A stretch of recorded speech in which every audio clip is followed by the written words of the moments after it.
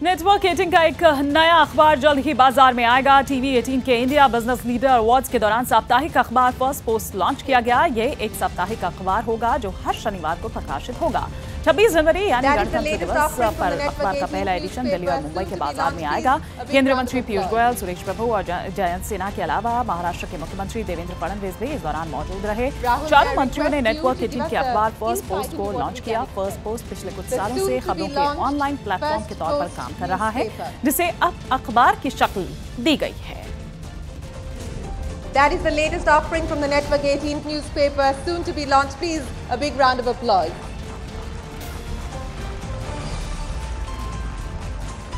Rahul, may I request you to give us a... तो तस्वीर हम आपको दिखा रहे हैं फर्स्ट पोस्ट लॉन्च के दौरान की मुंबई में इंडियन बिजनेस लीडर अवार्ड्स के दौरान ये अखबार लॉन्च किया गया। तमाम गणमान्य लोग उस वक्त यहाँ पर मौजूद थे। आप देख सकते हैं महाराष्ट्र के मुख्यमंत्री देवेंद्र फडणवीस भी इस दौरान वहाँ पर मौजूद थे। इनके अलावा केंद्रीय मंत्री पीयूष गोयल, सुरेश प्रभु और जयंत सिन्हा भी मौजूद थे।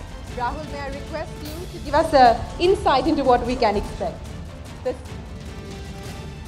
कर्नाटक में चल रही राजनीतिक उठापटक के बीच आज कांग्रेस ने अपने विधायकों की बैठक बुलाई है। ये बैठक दोपहर 3:30 बजे होनी है। कांग्रेस विधायक दल के नेता सिद्धारमैया ने व्हिप जारी कर सभी 80 विधायकों को बैठक में मौजूद रहने को कहा है।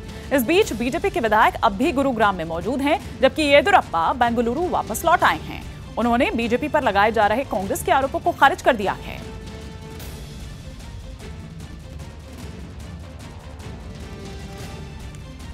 कोलकाता में 19 जनवरी यानी कि कल होने वाली टीएमसी की रैली से पहले ममता बनर्जी ने बीजेपी पर एक बड़ा हमला बोला है। ममता बनर्जी ने यह दावा किया है कि लोकसभा चुनाव में बीजेपी को 125 से ज्यादा सीटें किसी भी हालत में नहीं मिलेगी।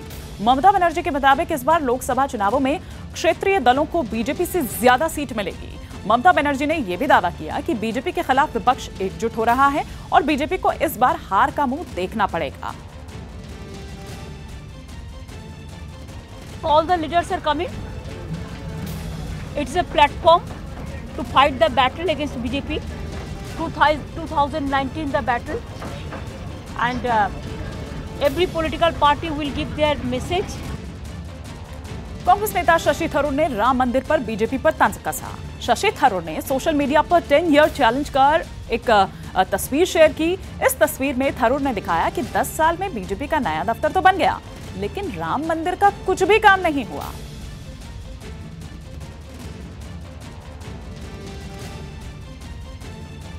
झारखंड की राजधानी रांची में पुलिस ने जिस्म फरोशी से जुड़े एक गिरोह का पर्दाफाश किया है। पुलिस ने इस गिरोह के 5 लोगों को गिरफ्तार किया है, जिसमें 3 लड़कियां भी शामिल हैं। न्यूज 18 ने रांची में चल रहे इस ऑनलाइन सेक्स बाजार की खबर दिखाई थी, जिसके बाद पुलिस ने इस पर कार्रवाई की।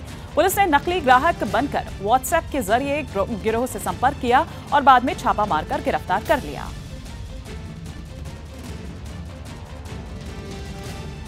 मुंबई पुलिस ने फॉरेन एक्सचेंज ट्रेडिंग के नाम पर फर्जी तरीके से चल रहे एक कॉल सेंटर का पर्दाफाश किया है। पुलिस के मुताबिक इस गिरोह में शामिल लोग अब तक 100 करोड़ रुपए के आसपास की ठगी कर चुके हैं।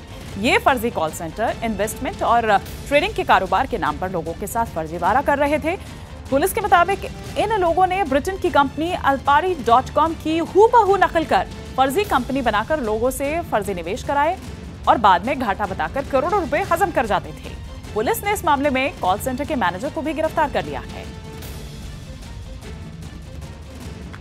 मुंबई पुलिस ने एक इनलीगल फॉरेन एक्सचेंज ट्रेडिंग के कॉल सेंटर का भंडाफोड़ किया है। मुंबई के अंधेरी इलाके में द सुमित बिजनेस पार्क की 6वीं मंजिल से ये कॉल सेंटर पिछले 1.5 सालों से ऑपरेट हो रहा था, जहां से सीधे फॉरेन एक्सचेंज ट्रेडिंग के नाम पर जो है एक फर्जी कंपनी तैयार की गई हुई थी। अलपरी जो कंपनी बनाई गई थी उसका एक डुप्लीकेट वर्जन बनाकर जो है वेबसाइट पर दिखाया गया हुआ था और लोगों के करोड़ों रुपए जो है इसमें इन्वेस्ट किए गए थे, जिनके जरिए उन्हें एक बड़ा मुनाफा देने के नाम पर जो है पूरा काला कारोबार चल रहा था, जिसका कॉल सेंटर इस बिजनेस पार्क की 6वीं मंजिल पर था।